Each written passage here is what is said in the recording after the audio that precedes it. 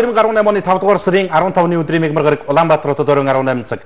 Тэг 1 минут энэ цаг мөч ТV студийн 1-р сууг Радио FM 103.6 дэлгэнтэй хамтарч Монгол коммент нэвтрүүлгийг орон даяар хүрэхэд бэлэн байна. TVS Mongolia page дэлхийн өнцөг болон мөрт лайв хэлбэрээр Монгол комментиг бас түгээн дэлгэрүүлэхэд бэлэн байгаа гэдгийг тодтогъё. Өнөөдөр бас эх оронд яригдж байгаа гол асуудлуудыг тэргүүлэгч мэдээллийн веб хуудасуудын бичиж нийтэлж байгаагаар үзэгч та бүхэнд дуулгыг гэсэн бодолтой байгаа. Монгол коммент нэвтрүүлэгт хаяглагдсан бас олон загталцаанаа бас уншиж дуулгая гэсэн ийм хүсэлтэд сууж байна. За хэд хэдэн асуудал ерөнхийдөө өнөөдөр голлох сэдв болоод олонний анхаарлын төвд орж яригдж байна.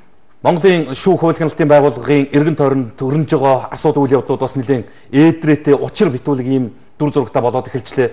Улс төрийн намуудад хандж байгаа хандлагууд, улс төрийн намуудын бас захиалгатай байж болохоор гаргаж байгаа шийдвэр захирамжууд бас одоо улс төрч 3 дахьч 4 дахьч гэж нэрлэгдэж байгаа энэ улс төрийн хүчнүүдийг нэлээд хаасан боомлсон ийм нөхцөл байдалтай харагдаж шүү гэдэг дээр бас зарим улс төрийн хүчнүүд дуугараад эхэллээ. Гэжээтэл өнөөдөр бас Баянзүрх Чингэлтэй Скватер дүүргийн шүүх гинтхэн бас нэг тодорхойгүй байжгаад гинт хуралдаж Монгол Улсын сангийн сайд асан баяр зогт за түүнтэй хамаарлах үе нэр бүхий этгээдүүдтэй холбоотой асуудлыг авч хэлцэх ийм шуурга хурлыг товлон хуралдуулаад шийдвэрээ гаргалаа гэсэн мэдээлэл дүнгийн төрөх ороод ирж байна. За мөн одоо өмнө нь баяр сайхан бэлэг нарын үргэлжлүүлэн хорих прокурорын хүсэлтийг авч хэлцээд Батлан даалтад гарах шийдвэрийг гаргаж ирсэн шүүх бүрэлдэхүүнийг өөрчилж сольсон гэсэн ийм мэдээлэл явж байна. За ер нь бол өнөөдөр шүүх хууль хяналт прокурорын байгууллагыг тойрсон асуудлууд бас нэлээд өндөрт гарч яригдлаа. За сүүлийн үед анзаарч байгаа нэг хандлага бол улс төр нэлээд идэвхжээд эхэлж байна. Яг аргагүй бас одоо сонгуулийн өр эрт орж байгаа мөксөн ийм хандлага анзаарэгдэж эхлэхээр болохоор бай. Монгол Улсын ерөнхий сайд асан Нарвын Алтууыг үндсэндээ одоо өөрийнхөө намын дарга гэж хэлнэ дээ. Ардсан намын дарга Эрдэнэийг бол үндсэндээ энэ Эрдэнэтийн 40%-ийг хамгаалдаг Монгол талын амьд Бамбай гэдээ одоо шууд нэрлэж чинь. За нөгөө шудраг бушийн хонгол гэдэг чинь бол яг энэ цаг үе дээр илүү төгөлдрчлөө шүү гэдэг асуудлыг яриад эхэлж байна. За Монгол Улсын сангийн сайд өнөөдөр чуулганы нэгдсэн уралдаан дээр 2019 оны төсөв хэлцэх үеэр татвартай холбоотой асуудал бас нийгэмд нэлээд одоо юу гэдэг эсэргүүцсэн ураанцгалтай хэд хэдэн тийм үл ойлгогдох нөхцөл байдал үүсэжсэн дээр тайлбар хэлжлээ. За татвар нэмэгдэхгүй юм бай. Татвар өөрчлөгдөн гэснийг бас энэ сүлжээ шүүрж яваад улс өргөө мэдээлэл нийтэд цацаад байна. Татварын хуулинд өөрчлөлт орно, багц өөрчлөлт орно. Гэхдээ өөрчлөгдөж байгаа бүх тохиолдол нөхцөл байдлууд чинь буусан байх юм шүү гэдгийг ойлгороо гэж байна. Татвар өөрчлөгдөн, нэмэгдэх нэг ширхэг татвар байхгүй, бүх төрлийн татвар буурна шүү. Буурах өөрчлөлтийг татвар өөрчилж нэмэх гэж гэдэг байдлаар бас сошиалдын мошгон гуйлж байгаа хандлага зогсоо гэсэн иймэрхүү зүйлийг хэлж байна. Гэхдээ бид нэр эдний хэлсэн үгэнд итгэхээсээ бол нэгэн дөнгөрсөн. Хийх үйлдэл нөрийг сонирм байдэн штэ. 16 оны сонгуулийн одоо ардын намын мөрийн хөтөлбөр одоо амьдралд бууцсан байж байгаа нь хэр зэрэг хол зөрүүтэй явна вэ гэдгээс л дүгнэлтийг өгөх юм бол их сонирн юм харагдана л да. За олон асуудал яригдж байна да гэх мэт. Урайгаа хэлээд өнөөдөр нэвтрүүлэгтээ эртгэ орчих гэж бодож байна. Монгол төрийн тэргүүнээрээ жагсаал цуглаан зохион байгуулж байгаа эмч багш нар сувлагчд энэ улсуудын төлөөлөлтөд очиж уулзсан. За уулзаад маргааш өдөр 12 цаг гэхэд энэ улсуудын төлөөлөлтөд уулзъя. Яг ширээний ард хилэлцээр хий. Ингээд төрийн албаа агчдын цалин тэтгэврийг нэмэгдүүлэх чиглэл дээр хуулийн төсөл санаачилж улсын хурлд өргөн барья гэдэг ийм чиглэл дээр тохирчих шиг боллоо.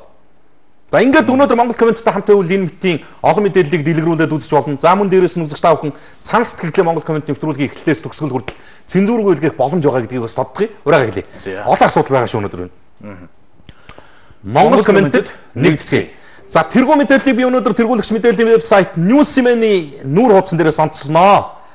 Яг вэ бас одоо нэг салбарын төлөөлөл гэдэг утгаараа за дандаа л одоо Newsman мэдээллийг үн төлбөргүй та бүгдийн бензин шатхуунаа зарцуулаад ингээд нийтэд хүргэж байгаа бүтээлийг чинь үн төлбөргүй авч ашигладаг.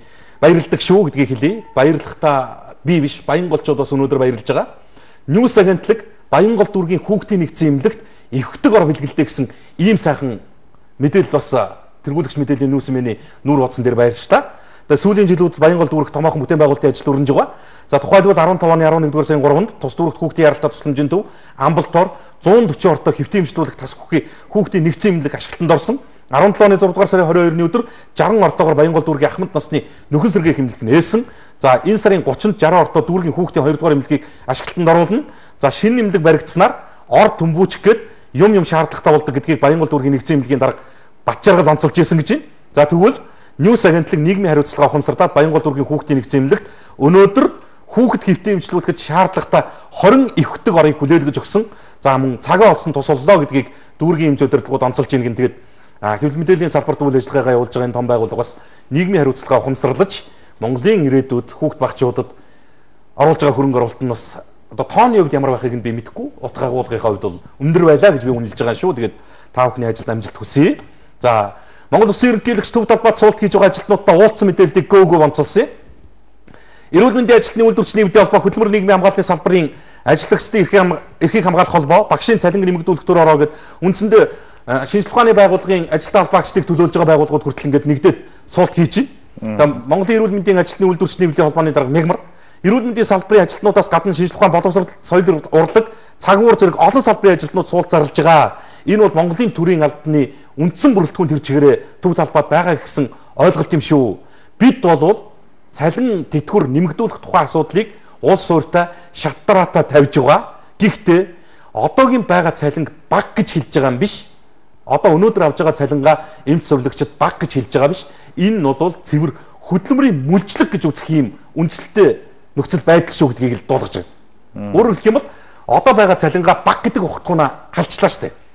Энэ бол цэвэр хөдөлмөрийн мүлжлэгөө. 300-аас 400 мянган төгрөгийн цалинтай байна. 400 мянган төгрөгийн цалин гар дээр авдаг совлогч бол хамгийн өндөр цалинтай тооцогдож байна. Энэ бол хөдөлмөрийн мүлжлэг шүү. Цэвэр мүлжлэг гэдэг утгаараа ойлгоорой гэдэг ийм асуудлыг өнөөдөр хөндөчлөө. За төрийн тэргүүн эдгээр улсуудын төлөөлөлтөөр уулзж байгаа мэдээллийг гөөгөө бас фото сурвалжлагаар баримтжуулсан байсан.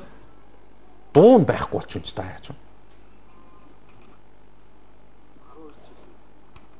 Байгаа юм. Гэхдээ ерөөсөө маш бага дуутай байна. За манай энэ өдөр мэдээллийн хөтөлбөрөөр бас асуудал гарах байх. За ярьж байгаа агуулгын нь бол би хэлээ төрийн тэргүүн бас энэ өдрүүдэд та нөхдийг бас энэ төв талбайд төр засагт шаардлага мэдээлэлийг хургуулж явах үед чинь би хөдөө орон нутагт ажиллаж ээж таарлаа. Тэгээ хөдөө явж байгаа дөнгөж дөрөвхөн ирлээ. Ирээд хамгийн түрүүнд та бүхэнтэй уулзъя гэж бодож зорж ирсэн юм аа. Асуудал шаардлага санаачлагыг чинь бүрэн дүүрэн дэмжиж байна. Гэхдээ бид хуулийн гарц гаргалгаагаа нэн тэргуунд олж тогтоох ёстой. Бүгдээрээ хилцээрийн ширээний ард сууцгаая. Зөвшөлтсөе.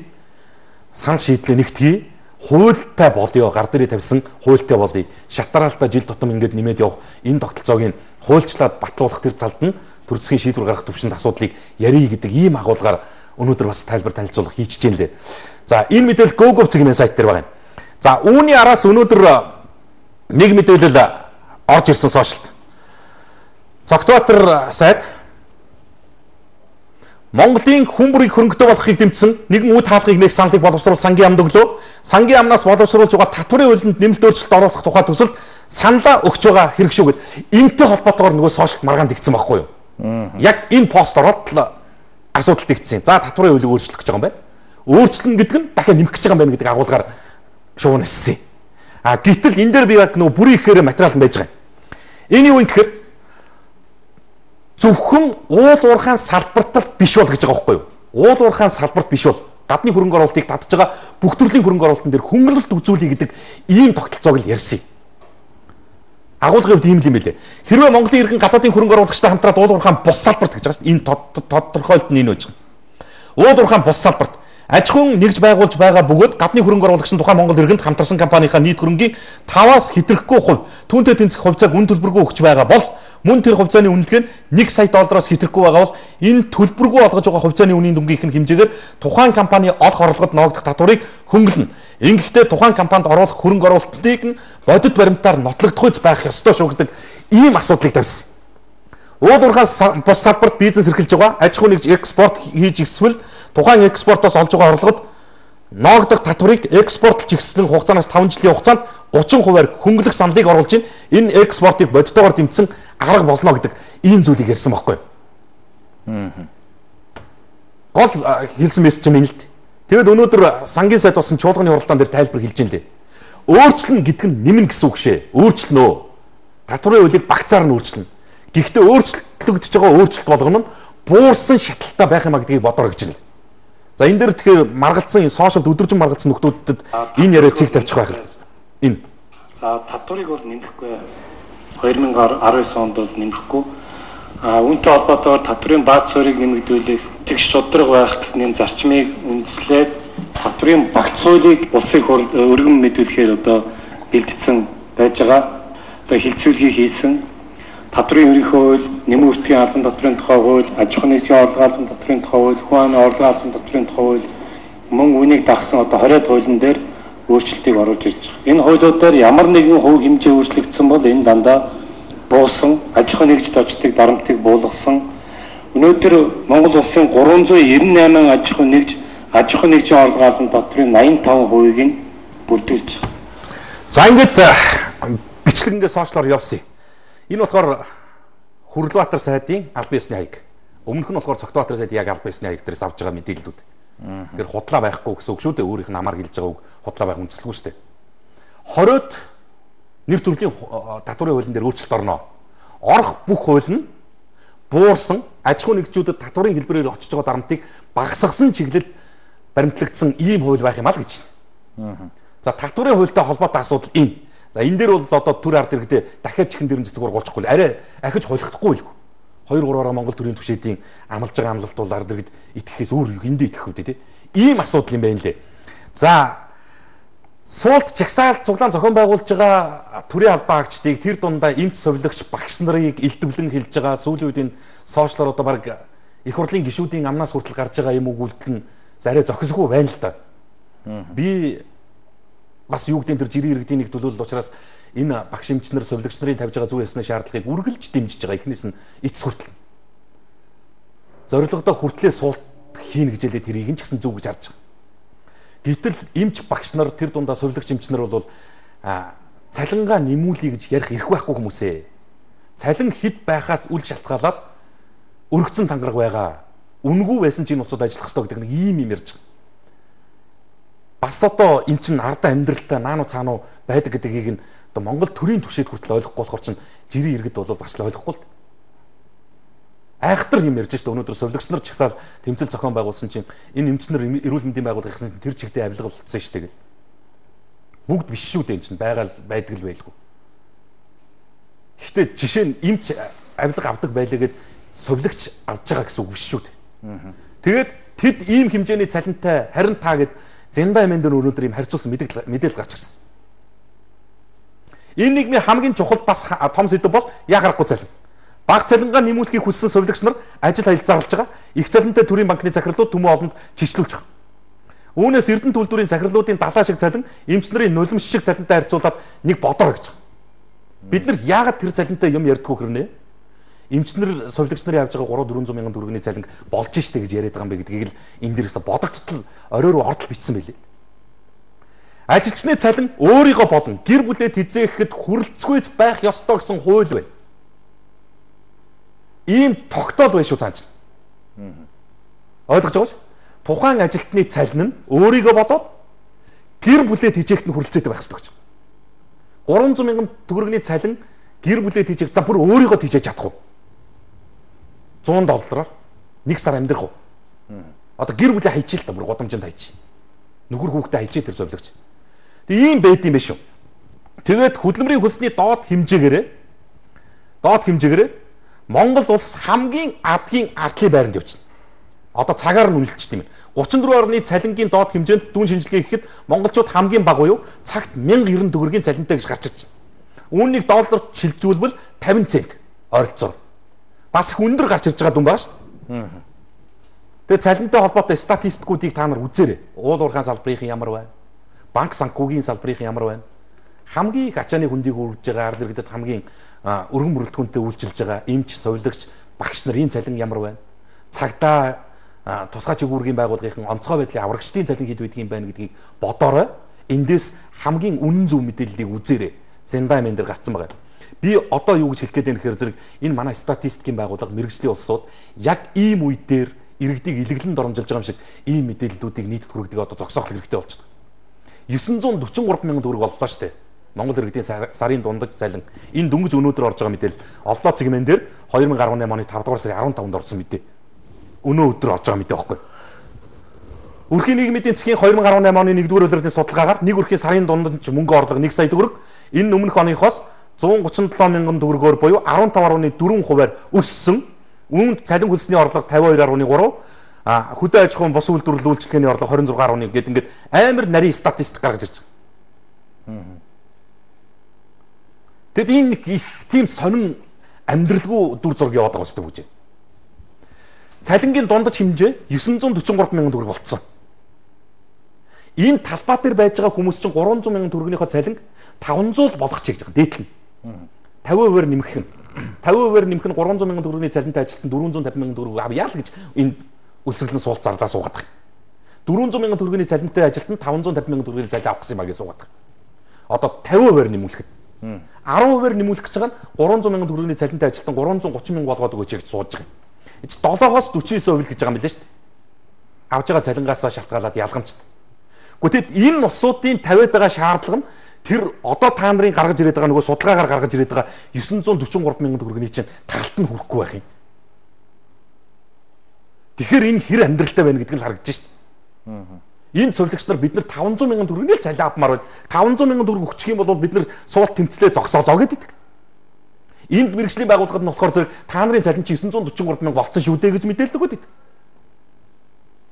Одоо энэ улсууд статистикийн байгууллагаас гаргаж байгаа дундаж цалинт л очиж юм бол тэр дээд өндөр цалин биш шүү дээ. Дундаж цалинт л очиж юм бол бүх насандаа тэмцэл хийхгүйгээр амьдрчих ийм боломжтой л гэж шүү дээ. Тэгээ ийм нэг ийм үл ойлголцсон юм нөхцөл байдлууд байх их сонин. За сэтгэлдлүүдээсээ дуулгая. За орой минь үндэсний бүхий холбооны талаар мэдээлэл байна уу? 5 сарын 18-нд хуралдахгүй гэж үний юм уу гэсэн байна. За цалин хөлсөөр амьдарч байгаа хүмүүс татварын олигтой хөнгөлөлт байна уу? За G8-ийн сураг байна уу 2 гэсэн байна. Ажлаа хийх тангараг өргөдөг болохоос цалингүй ажиллана гэж хэлдэггүй шүү дээ л гэсэн байна. Молор Эрдэнэ гэж багш надаас философичсол худалдаж авч байсан нөхөр Монголын түүхийг гуйлж яриад явах юм а. Орос Хятад хоёр хилцэж энэ газрыг Монголд өгсөн гинэ. Чингис гэж хүн байсан ч юм уу, гүү ч юм уу гинэ гэсэн.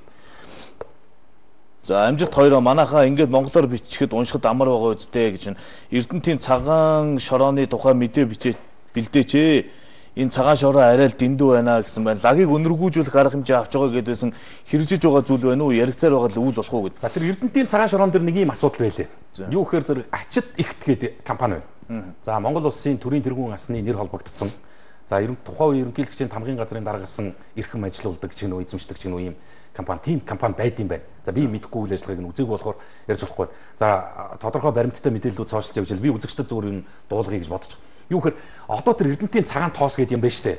Энэ яг үндсэн баяжуулах үйлдвэрийн байдгүй, харин нөгөө нэг овоолгыг дахин боловсруулж байгаа нунтаг шороон дээр дахин боловсруулалт явуулж байгаа энэ байгууллага дээр асуудал яригдахаар л ийм л гаргалгааг мэрэгжлийн улсууд хэлж ийн дээ уг нь. Тэр ачид ихтгээд компанитай холбоотой маш олон тийм санхүүгийн асуудал яригддаг юм байлээ. Маш их тийм нэг байгаль орчинд учруулж байгаа нөлөөллийн ийм үнэлгээ сөрөг гарч байгаа асуудлууд яригддаг юм байлээ. Тэгэхээр муу болгоно нөгөө Эрдэнэт үйлдвэртэй ч холбоотой биш. Энэний чи араас явж байгаа тэр байгууллагууд бас үр хүлээх ёстой гэдэг тийм хандлага явж байгаа шүү. За түрүүн бас сэтгэл ярьж байсан энэ цэвэрлэх байгууламжлалаар 60 жил болсон нөгөө лагийг цэвэрлж байгаа юм билээ. Байгууллагаас болоод мэдээлэл байгаа шүү. Тий, тэрнээс болоод ийм үнэр үнэртэж байгаа гэсэн зүйлийг бас хэлсэн байлээ. За кириллээр бичсэн сэтгэлийг уншихад хурдан шүү дээ. Гайлаглаж өөрснөө үсэг сөхөөсныг уншихаа болвол их хэлээрээ бичдэг болно. Пүүжэ загнуулахаа болно л гэсэн байна. За хараал эзэн нийгэм юу ч бүтггүй хөө новшин улс орон юм а залуусаа нэгдээд босцоох уул гэсэн байна. Цагаан хадны хилээр хятад хужаад яг монгол хүний амь нас үн цэнэ алдаж байдаг сурвалжлага хийгээд өгөөч.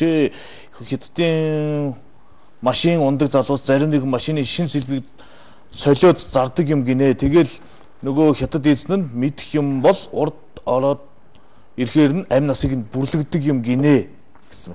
Энэ цагаан хатан чи бас нэг хүн амь насаа алдчихсан гэсэн мэдээлэл бас түрүү явж ирсэн. За түүснүүдийг 50 байлгаач олон хүнийг тижээж байгаа шүү дээ. Хүмүүсийн бичсэн комментүүдийг урсдаг зал хэлбэрээр явуулж болохгүй юу? Тэгвэл та хоёр цагаа нилээ хэрнэ гэд. За одоогоор энэ Facebook дээр ирж байгаа сэтгэлдүүдийг яаж урсдаг зар болгож явуулахыг одоо мэдэхгүй байна. Тэгээд зүр нь урсдаг зүйлийг чинь зарим талаар соргилцчихсоод байгаа гэсэн нэг юм зүйл байдаг. За альчуурн дээр үх бүсгүй шиг салхины хаяа үнэртээд цэнхэртээд алсын хөхрөгч ууланд манун суугаад босов бололтой амргийн санаашралт гундгших нь залуу насны хшиглэн юм а энергийн дунд ганцаардах нь тэнгэрийн мөнгөн зүүд юм а умсан амгалан болтгой уншаад өгөөч арлааны эрдэнэ очир бурхан болсон юм а гэсэн байна. За Монголын нэгэн яруу наригч бурхан болж дээ. За юун судалгаа вэ? Манай өрхийн орлого 240 мянган байна шүү дээ. Наад дул чинь худлаа судалгаа гаргаад байна. Наа судалгаа чинь өрхийн дундаж орлого гэдэг байгаа юм биш үү?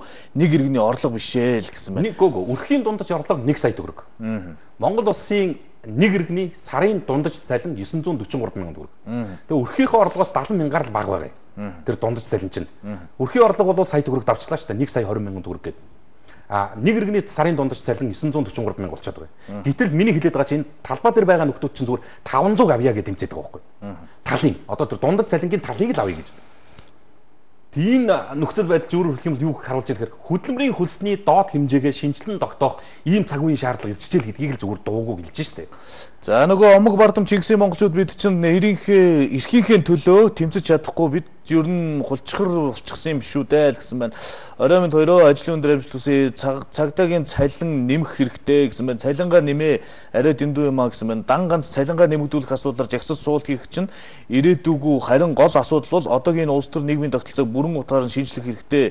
Ийм байдлаар улс хөгжихгүй байгаа юм а. Бүгд нэгдэж томоохон жагсаал тэмцэл хийх хэрэгтэй. 2-300 мянгуулаа жагсъя л гэсэн байна. 300 мянган цалинтай эмч хаач байхгүй штэ. Битгий ингэж худлаа мэдээлэгч иргэдийг төрхрээд байл да. За би сонсогч гоо 300-аас 400 мянга гэд тэр юу н байгаа. Төлөөлөл нь өнөөдөр ерөнхийлөгчтэй уулзалтан дээр хэлсэн яриа. Сувилагч нар. Тий, сувилагч нар 300-аас 400 мянга. Дээдлийн сувилагч 400 мянган төгрөг авч байна. Тэгээд ер нь дунджаар 300-аас 400 мянган төгрөгийн хооронд байгаа. Яг хэдийм гэсэн чинь нэг сувилагчийн дундад цалин бол 352 мянган төгрөгөнд гарч байгаа гэж л. Одоо ингээд нэгтгэхэд бодцсон. Би дэрийг нь бэлдэж байгаа сонсгоё. Ерөөсөө одоо нөгөө асуудлыг дандаа баримттай хэлж явах болохоор чинь нэг ийм нөхцөл байдал байгаа. Тэр би шеэрлээд авцсан байсан юм. За юу 900 гаруй мянган төгрөгийн цалин бэ? Хин тийм цалин аваад байгаа юм бэ гэсэн байна. Дорн говийн нэр жаруу наригч арлааны эрдэнэ очир бурхны оронд оц харамсалтай хэрэг гарлаа л гэж. Эмч багш сувилагч нар 600-аас сая хоорон цалин авдаг шүү. Юу 300 худлаа яриад байгаарай л гэсэн байна. Их хурлын гишүүн худлаа ярихаас өөр юм хийхгүй юм аа гэсэн байна. За манай бэлгээ өнөөдөр их болгоомжтой мэдээлэл өгч байна да гэж байна. За энийг сонсох ч идэх үү? За энэ яг төлөөлөл нь үйлдвэрчний баг энэ ч нөгөө хин гэдэг хүн мягмар гэдэг хүн баг тий мягмар гэдэг хүн. Энэ мантлын үеэд ярилцлаганд орж ирсэн тий. Яг сайн чимээгүй байх юм бол сонсогч юм. Эмчнэр итгэхгүй дундад цэврээ гар дээр авч байгаа зэрэг 300-аас 400 мянга. Сонсоо. Нийгмийн дадлаг шимтгэлээ өгөөд дундад чинь юу шүү дээ 400 одоо ерөнхийдөө одоо сувилагч нар эмчнэр итгэхгүй дундад цэврээ гар дээр авч байгаа зэрэг 300-аас 400 мянга. Тэгээд татвар нийгмийн даатгалын шимтгэлээ өгчхөөр тэрнээсээ бүр багасчдаг гэж. Энэ төлөөлөгч тэнцэж байгаа улсуудын төлөөлөлд ингэж хэлдэж шүү. Би ямар ч үндэслэхгүй мэдээллээр өндөр цалин авдаг бусдыг хэлмэгдүүлж байгаа уучлаарай. Энэ улсууд яг одоо эмч сувилагч нарын дундад цалин ингэж бодогдож гарч байгаа юм. Улсын хэмжээнийхээ маасыг нэгтгээ бодчихж байгаа юм байна. Тэр хандлагаараа л юм байлээ шүү. За хэд хэдэн мэдээлэл жоох шуургаад дуулгач. Залуузик.com Испаяр Ч сайхан бэлэг нарын батлан даалтад гарах шийдвэр гаргасан шүүгчдийг сольсон мэдээллийг онцолсон. Энэ сарын 10-ны өдөр хоригдох хугацаа дуусч үргэлжлүүлэн хорих хэсгийг хэлэлцэгч шүүг батлан даалтад гарах шийдвэр гаргасан. За прокурорын зүгээс эсэргүүцэл бичээд дахид сунгасан. За тэгвэл прокурор Баяр сайхан бэлэг нарыг батлан даалтад гарах шийдвэр гаргасан шүүгч бат жаргалаас татгалцсан тул тэдний асуудалд өөрч шүүгчийг томилсон гэсэн ийм мэдээлэл залуузик.com дээр гарлаа. Ньюс дүнгэж дөрөвхөн энэ мэдээллийг оруулаад ирсэн. Энэ ерөөсөө 35 минутын өмнө орж ирж байна.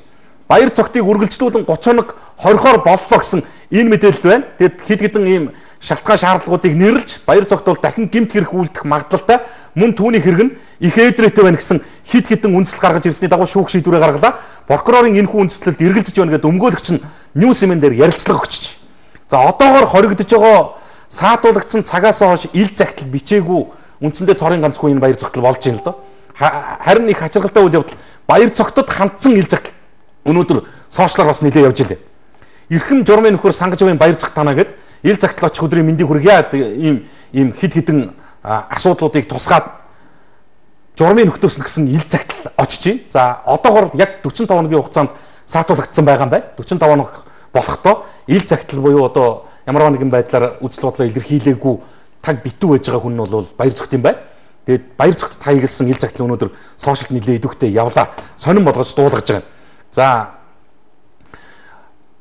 Монгол Улсын ерөнхий сайд дасан алтууийг нөгөө шудраг улсын хонглынхоо 2 дугаар үзэгдлийг нийтэд танилцуулаад тодорхой хугацаа өнгөрсөн. Одоо үндсэндээ улс төрийн нөхцөл байдал хит халж эхэлж байгаагийн дүр зураг эндээс анзаарч байна. Алтууийг гэдэг хүн өнөөдөр энэ мэдээлэл дээр ардчилсан намын дарга Эрдэнэлүү шууд одоо фокуслж очиж зогсолдогч. За ямар баримтад түшиглээд ямар асуудлыг ямар агуулгын хувьд ярьж байгааг нь мэдэхгүй. Ямар ч байсан өөрийнх нь амаар өөрийнх нь ярьсан зүйлийг сонсгочих хэрэгтэй байх. Тэр Монголын баялаг нэрмдэж байгаа тэр бол намын ялгаа байхгүй. Би энэ дээр аль ч нам нь байсан, хэн бугаанч байсан. Монголын баялагийг ингэж лөөрж нэрмдэх эсрэг тууштай тэмцэнэ. Тэмцэж байгаа. Одоо тэр манай намын дарга, харчилсан намын дарга эрдэнэ. Энэ 49% бол улаан цай цээжээр хамгаалдаг. Намын дарга суугаад явж байхад энийг ярьдгүй нэг ийм л юм ярьдаг. Тэгээ би эмэгч гэж юм. Энийг яриад тэрнтэй буруутай хүмүүсээр төлөвлөл. Энийг бол одоо буцааж аав. Зүгээр л ингэж цөөнхөн дээрний хаягаар ааргаар баяжиж олонх нь ингэж хоосорч идэг ийм нийгмийн төлөө би яваагүй. За ийм мэдгэл хийчихэж байгаа. Ардс намын дарга Эрдэнэ намын даргын сунгаанд явж байхдаа хүртэл ингэжсэн гэд. За дараагийн нэг сонирхолтой асуудал энэ өнгөрөх өдөр бас манай энэ өдөр мэдээллийн хөтөлбөрөөр нийтэд хүрсэн мэдээлэл байна. Үндсэн хуулийн цэцгийн гишүүн сугар бүрийн эрхийн хугацаанд дууссан. Улиран сонгогдох хууль эрх зүйн үндэс бол байгаа гэж. Гэхдээ бол өөрөө хүсэхгүй байгаа гэсэн.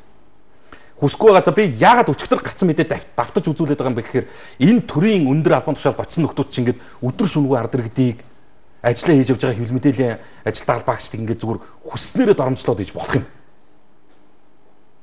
Ийм бүдүүлэх хүн үндсэн хуулийн цэцдэр тэр дээрээ мөнгө хөх тэнгэрээс өөр юмгоо тэр газар дээр чи очсон сууж иж бас болд юм уу? Та нараас бушуухан салмаар байна гэж. Энийг сонссон уу бүжээ? Одоогийн шалгагдаж байгаа эрдэнэ иргэдээр намайг шалгаачгүй. Өөр юм алга. Харин бол дуудаж мэдүүлэг Аваагүй. Нэг зүйл залруулаад нэг юм тийм ярьсан. 51-ийн асуудал ерөөсөн байхгүй. Тэр улсад хуурамчаарч байгаа абирдус юмараа эрдэнэ чинь 100% болгох гэж байгаа учраас 51-49 гэж хуваалхан байдгүй юм дээр энэ чинь энийг ойлгоорой. Надад хэвчлээ. Хууль зорчин байгаа. Бошоохон чөлөөлөгдөд та нараас холдмоор байна. Үндсэн хуулийн цэц бол гэмт хэрэгтнүүдийг хамгаалж. Юу гэсэн үг? Ийм л юм хэлээд явлаа манай цэцгийн гişүн. Бошоохонд чөлөөлөгдөд та нараас холдмоор байна гэнэ. Эч одоо хааш монголчуудыг бүр үзий ядсан юм. Тэжи юм бас үннээрээ сайхан мэт. Сугар гэдэг хүнд ардман яг ямар том зовлон гай авчиад учруулсан юм. Сугар гэдэг хүн харин ард иргэдэд юу болсон гэдгийг яриулах өөр үстэй. Та нараас бушуухан холдмоор байна гэдгийг би зүгээр түркэн шиг нөгөө одоо гадаадад байдаг тэр одоо арал хаус юм руугаа явах гэж даа гэж л ойлголоо шүү дээ. Монгол бас хуультай төртөө л дөө. Хуулийн байгууллагын бас энэ эрхмийн энэ мэтийн авирыг бас ажиглаж байгаа байлгүй. Энэ хүн бүрийн эрхийн хугацаанд дуусгах нь бай. Дахиж бол үндсэн хуулийн цэцгийн гишүүнээр улиран сонгогдохгүй нь бай. Өөрт нь тийм хүсэл алга гэж байна. Гэхдээ бушуухан холдъё гэж байна. Энэ үгийг л би хуулийнхан бас маш сайн сонсоосоо гэж бодож дахиж үзүүлж байгаа байхгүй. Бушуухан та нараас холдъё гэж хэллээ шүү энэ хүн өөрийнхөө амаар. Би баримттай л үзүүлдэ. Энийг би хуулийнхан сонсох гэсэн. Энийг би авилгатаа тэмцэх газар таагнуул энэ тусгай чиглэлгийн байгууллагуудад энэ үгийг нь сонсооч гэж дахиж сонсгож байгаа. Энэ хүн ажиллаа өгөөл бол зорилго нь тодорхой биш шүү. Одоо тэгж л ойлгогдно үстэй чинь. Бушуухан та нараас холдмоор байна гэж одоо юу гэсэн үг юм? За сайн хоёроо заавал уншиж өгөөрэй. 21-ийн ханы материал орчмын хал байрны халуун усыг орой 23 цагт тасалчих юм аа. Өдөр нь бас тасалчих нь сүүлийн сар шахуу юм байла. Халуунч гэж бүлээн усл ямар ч даралтгүй өгсөн болж байна. Хилээд нэмэргүй юм аа. Арай дэндүү юм аа. Өглөө гараад орой ирдэг хүн усанд ор чадахгүй явж байна. Битгий ингэж амьдарч байгаа газараар налаг үзэж байгаа ч ээ л гэсэн байна. За амжиргааны төвшин тогтоох судалгааны хариу юу болж байна вэ? Ерөнхий боловсролын сургуулийн сурагчдын төгсөлд илүү өргөн тэмдэгдэх болжээ. За сонгон хархан дүүргийн 18 дугаар хороонд барилга 50 дугаар цэцэрлэг нураагдаж шинэ цэцэрлэг баригдах гэж байгаа. За хүүхэд бүрээс 30 мянган төгрөг аваад их юм а. Энийг хаана хандаж хэлэх вэ л гэсэн байна. За мод тариад сурчлаа. Одоо ургуулж арчил сурмаар байна. Тэнгэр заяат монголчууд минь ээ. Тэнгэрээсээ бууж улсаа хөгжүүлье л гэсэн байна. За сонгон хархан дүүргийн 24 дугаар хорооны зээлийн зам яасан бэ? Цалин нэмэх шаардлагагүй нэмэлт талхч нь өсөд үр дүн гарахгүй шүү дээ л гэж байна. За сайн байна уу? Энэ цэвэрлэх байгууламжаа янзлахгүй юм болов уу? Арай дэндэж байна. Улаанбаатар даяараа өмхийн үнэртэж байна. Дэндүү байна шүү дээ л гэж байна. Гар дээр авч байгаа цалин гэж байгаа үедээ тэр чинь нийт цалин биш шүү дээ гэж байна. Хаул дүүргийн 35 дугаар цэцэрлэг хүүхдүүдээс мөнгө нэх юм а гэд.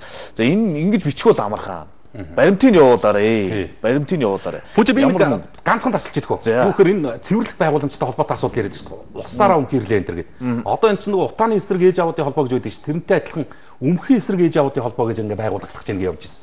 Тэгээ бас бид нар бас зарим нэг юмны наан цааныг бодож ойлгож юмэр юм л л. Энэ төв цэвэрлэх байгууламжид хуримтлагдсан лагийн чинь бүтэн 60 жилийн хугацаанд гар хүч оролдоогүй маа. Одоо хөөрхийн энэ засаг дүр бас ч гэж хөөрхий тэр чинь усын хатаах, ажид зөөвөрлөх гэдэг ингээд 60 жил хураагдсан тэр лагийн чинь задлцсан байхгүй юу? Тэгээд нэг тодорхой хэдхэн хоногийн мэлээ штэ. Хэдхэн хоногийн хугацаанд зөөж өөр газарт байршуулж хатааж устгал оруулах ийм ажил хийгдэж байгаа. Энэ хүрээнд нэг иргэд олон нийтийг нэг багхан зэрэг төвчээртэй байгаа чи. Эсвэл одоо огт гар хүрхгүйгээр дахиад 60 жил тэр үнэрээ үнэрлээд байх юм уу гэдэг асуудал ч юм байна. Энэ дээр бас энэ арслын мэн дээр мэргэжлийн улсуудын тайлбар мэдээлэл байж байгаа. Үзэгч та бүхэн яг бүр зориод ороод үзээрэй. Сүүлийн 60 жил тэр лаг юмд чинь хуримтлагдсан бохирд чинь гар хүрээгүй байхгүй юу? Альч засаг ямарч байгууллага. Одоо улс сүгийн удирдах газар мэргэжлийн улсууд энэ засгийн газар хамтарч байгаад ингээд мэргэжлийн улсуудад ороод энэ лагаас салчий гэж байгаа юм л шүү дээ. Яг ухаад эхэлсэн ийм нөхцөл байдал дээр үнэр нэмэгдгээс өөр аргагүй гэдэг энэ мэргэжлийн хүмсэлжил. Цэвэрлэх байгууламж ажилтгаараа л ажиллаж байгаа. Ирдэг бохироо авдгаар авж байгаа. Чадлынхаа хэмжээнд цэвэршүүлдэг нөгөө нэг технологич явдгаараа л явж байгаа юм билээ. Иргэдийг бас энэ асуудал жоо ууж ондаж нэмэлт мэдээлэл болгоод өгөхөд төв цэвэрлэх байгууламжийн үндсэн ачаалтаас 3 дахин давцсан хэмжээний бохир очиж байгаа юм. 3 дахин давцсан хэмжээний бохир очиж байгаа нь 3 дахин илүү хэмжээнд бохирдсон бохир очиж байгаа юм. Химийн олон төрлийн найрлагатай. Тэрийг үйлдвэрээс гарч байгаа бохир усыг загас амьдрах боломжтой болтол цэвэршүүлж байгаа гэж. Загас амьдрах боломжтой. Хүн уух, хүн мал уух хэмжээнд арай хүргэж чадахгүй. Ямар ч байсан дотор нь байгаа амьд амтан бол нэг үхчгээргүй хэмжээнд л болгоод гаргаж байгаа үндсэн хүчин чадал энэ шүү гэдэг зүйлийг мэргэжлийн улсууд нь хэлж илээ. Цөөхөн хэдэн хоног юм билээ шүү дээ. Эхний ээлжинд хатаах процедур явагдаж байгаа юм билээ. Маш их тийм ус чийглэг агуулсан байж идэг 60 жил овоорцсон тэр хуримтлагдсан лаг шүү дээ. Хатаагаад хоёрдугаарт нь зөөж нүүлгэн шилжүүлж байгаа юм байна. Ингээд нэг энэ үнрээс нэг цөөхөн хэдэн хоногийн хугацаанд нэг салчил гэж байгаа юм билээ. Тэр хүчээр үнэрдэх юм билээ. 60 жил үнэрлэлсэн байхгүй юу бид нар энэ үнрийг одоо нэг юу гэдэг нэг 60 хүрэхгүй хоног гэж хэлээ штэ 2 сар хүрэхгүй хугацаанд шийдэх юм билээ штэ энэ үнрийг. Тэгээ нэг ингээд аваад явтал нь гүрийчил гэж л одоо би үг нь иргэдэд уриалж байгаа. Дахиад 60 жил үнэрлснээс л дээр үстэй гэж.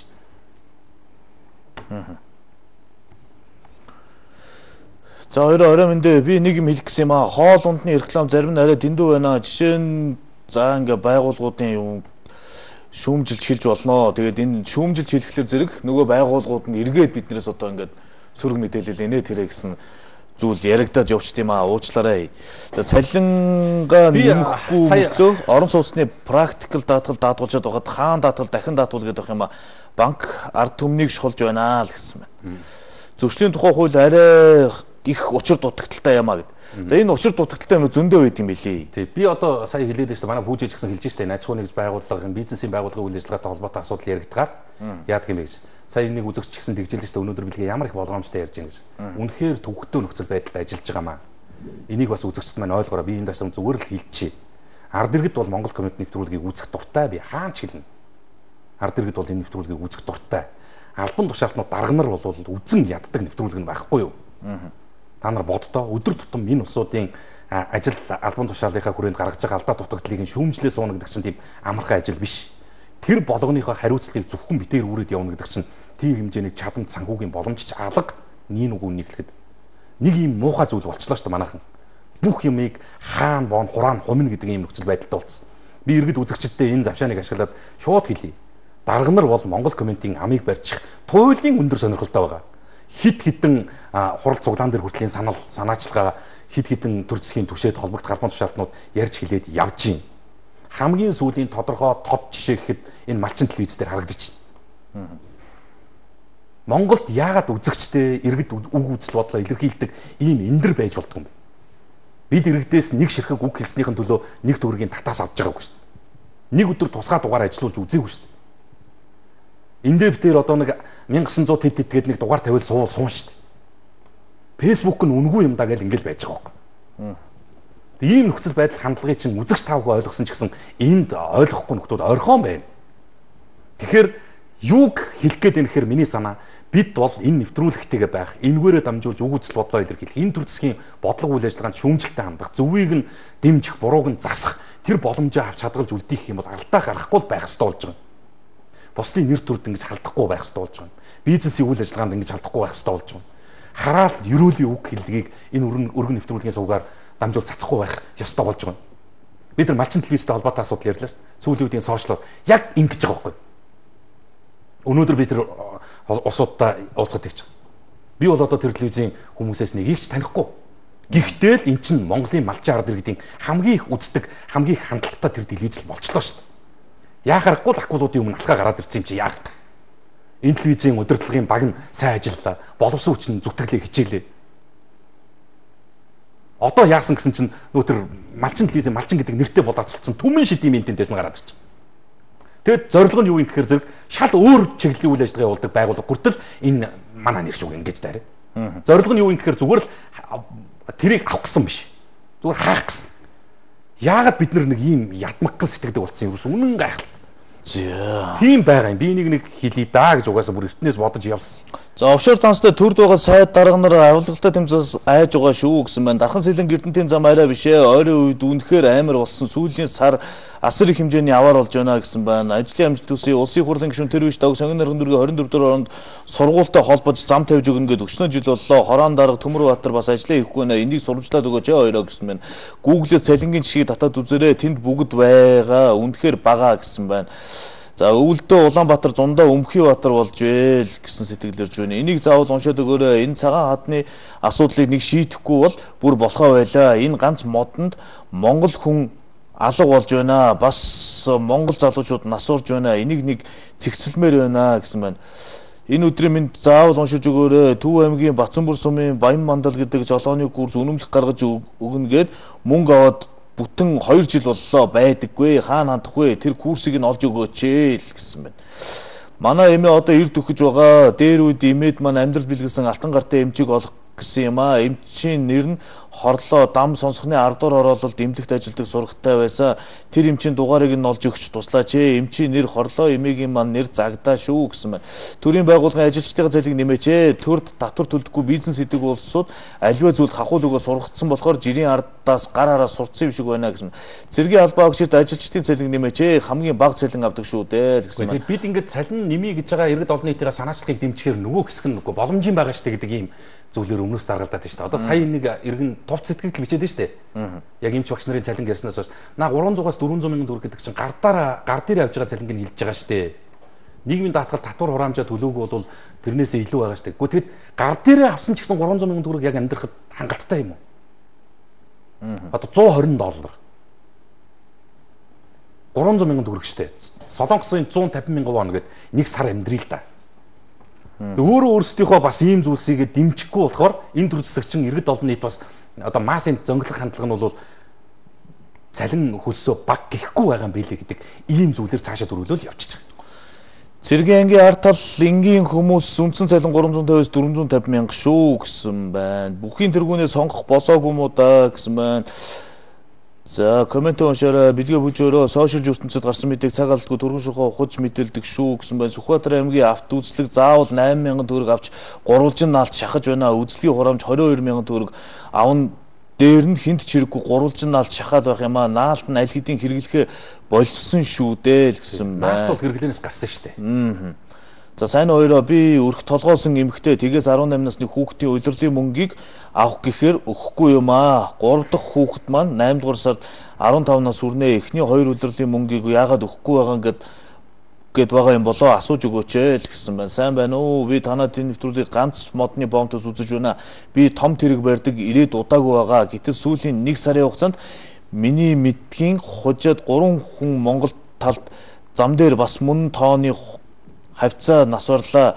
Зөвхөн би өөрөө харж мэдсэн нь шүү. Мэддэхгүй хэд ч хүн амь насаа алдаж байгааг мэдэхгүй байна. Хүссэн хятад нь л Монгол жолоочдыг зодох нь энүүхэнд Монгол хүний үн цэн хаана байдгийн болдоо л гэсэн ийм сэтгэлүүд ирсэн байлээ. За цалин гэж бид нар өнөөдрийн нэвтрүүлгийг үндсэндээ эхлээд тэргээрэл дуусчих шиг байна. Яагаад би энийг дахин ярьдаг юм бэ гэхээр ийм муухай шударга биш, ийм муухай завхарцсан нийгэмд амьдарч байгаа учраас энийг чи хүлээн зөвшөөрөхгүй учраас л өдөр тутам энэ хэрүүлийг л хэрэгтэй юм шиг хийгээд байгаа шүү дээ.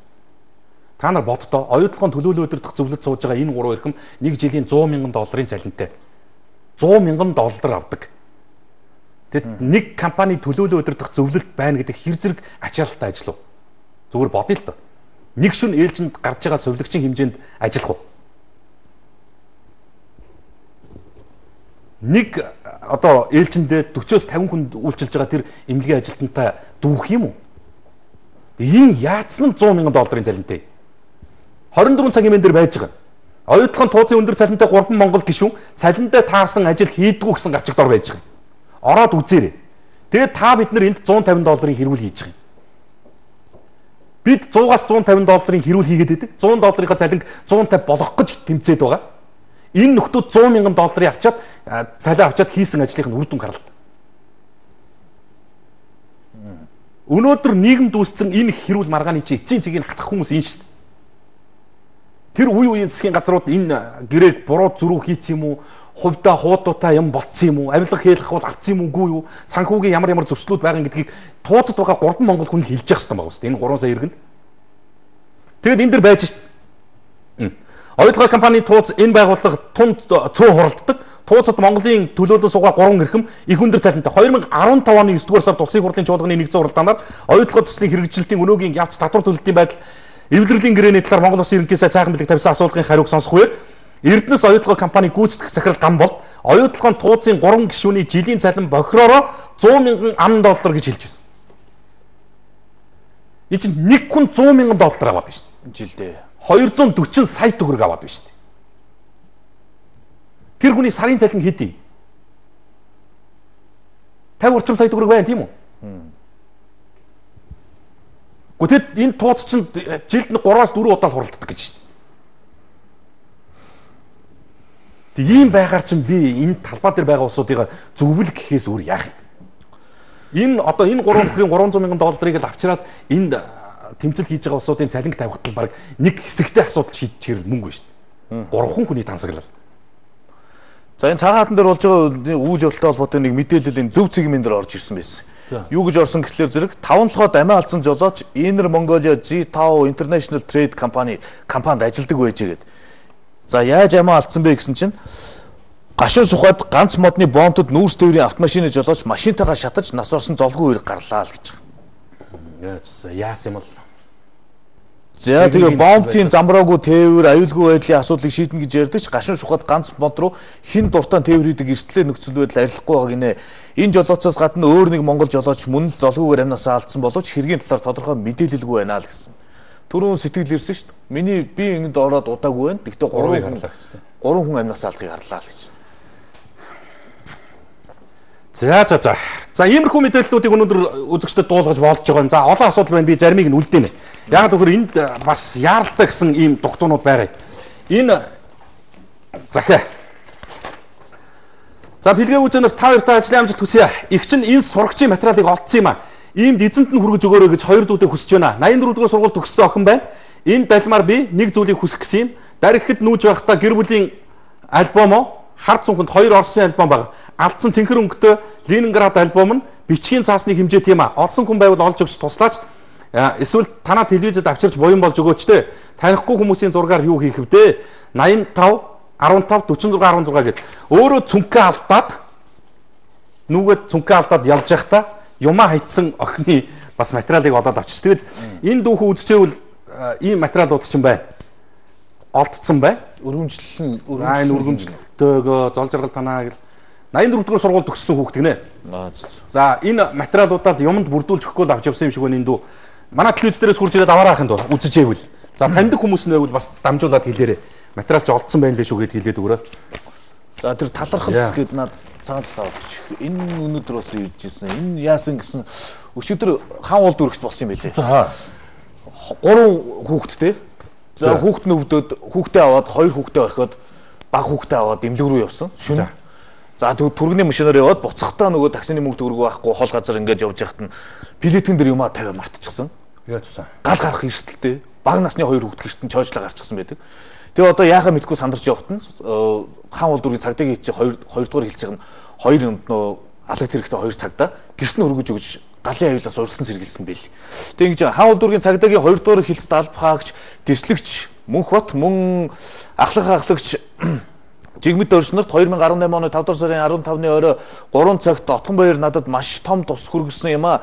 Миний би 3 хүүхэдтэй 103-ын түргэний эмнэлэг дээр хүүхдүүдээ авч явахдаа за 7-оос 9 насны 2 хүүхдээ гэртэн чойжилж оронд нь орхихдоо плеткэн дээр юм залгаж орхисноо эмнэлэгтэр очиж сансаа яаралтай буцаж ирэх гэтэл такси олдохгүй гараад машин зогсохгүй ингэж явж байгаад 2 цагтаа надад ингэж тусалж яаралтай гэрт минь хүргэж өгч 3 хүүхдийн гэрт нь хүргэж өгч гэрт байсан 2 хүүхэд болон за ингээ галын аюулаас аварсан юм аа. За тэгээ энэ хүмүүст бас талархаж байгаагаа илэрхийлье гэсэн. Баатарлаг гавьяа шүү энэ чинь тий. Энд чинь бас л нэг галын аюулаас хүний амнаа аварж байгаа хэлбэр шүү дээ. За үзэгчдийн асуугаад байгаа зарим нэг мэдээлэл. Ихий энэ сарын 18-ны өдөр хуралдах гэж байсан боловч товсон хугацаанд хуралдахааргүй болдог гэж байна. Ерөнхийлөгчөөс чиглэл авсан. Монголын үндэсний бүхий холбооныхын энэ сарын 18-ны өдөр Баасан гарагт ихий хуралдуулахаар товлж байсан. За Монголын үндэсний бүхий холбооны тэргүүнийг энэ үеэр сонгох гэж байсан боловч бас дотроо үйл ойлголцол байгаа юм шиг байна. Ямар ч байсан энэ удаагийн ихий товсон хугацаанд хуралдахааргүй боллоо гэсэн мэдээлэл Батар цэгийн дээр. За Сүхбаатар аймгийн Эрдэнэ цагаан сум сүрлийн ирмэгт ирлээ гэсэн мэдээллийг олдоо онцолж байна. Нэг сумын хэмжээнд уулд уурхаан 33 лиценз олгогдсон байна гэнэ нөхдөө. Сүхбаатар аймгийн Эрдэнэ цагаан суманд 33 лиценз олгосон байна гэж байна. Ямар төрлийн ямар албан тушаалтнууд ямар хэмжээний ямар газрыг хин гэдэг улсуудад өгсөн бэ гэдгийг үзэгч таавагнд бас илүү дэлгэрэнгүй цаг хугацаатай нэвтрүүлгийнхаа үеэр танилцуулъя. За стандарт банктай хийсэн арбитрийн маргаанд санаатай ялагдсан гэдэг үйлдэл нь үндсэндээ баримтаар батлагдлаа гэж. Шуурхай мэн энэ мэдээллийг онцолдоо. Өөрөөр хэлэх юм бол улсаа төр түмнээ төрийн өмчт байгууллага зохион байгуулалттай зорилготойгоор ялагдуулсан гэдэг үйлдэл нь өөрөө батлагдж байгаа гэсэн ийм мэдээлэл шуурхай дээр гараад ирж. Зүгээр сонирхуулахад ийм асуудлууд өнөөдрийн бас гол сэдвүүд болж яригдсан юм.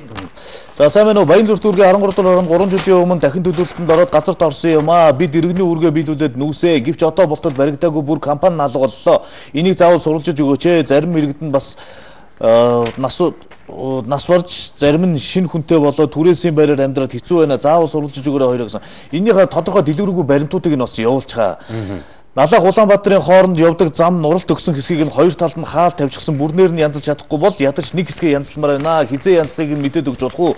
Одоо бүр бүтэн 14 хоног болж байна гэсэн маань. Сонгон нархан дүүргийн 100 зурдаа сурвал байнга нэг мөнгө нөхмөө 3 хүүхэд сурдаг 10 жилийн 20 мянган төгрөг анги засвар 20 мянга авах юм аа л гэсэн байна. За энэ мөнгө авж байгаа талаарх сэтгэлүүдээ баримттайгаар бас явуулахыг хичээгээрэй. За сайн хоёроо орой минь дүргийа би хүүхэдтэй нөхөр хувийн байгууллагад ажиллаж байгаад ажил нь татан богдсон юм аа.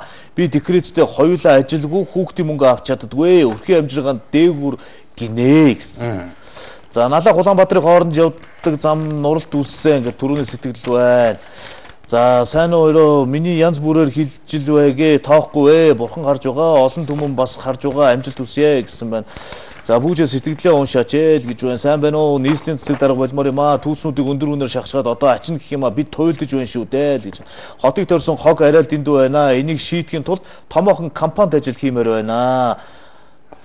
За хаан улдүргийн 10 дугаар хороо морингийн 38,204 тоот иргэн утасныхаа дугаарыг бичээд Монгол комментэд хандсан байна.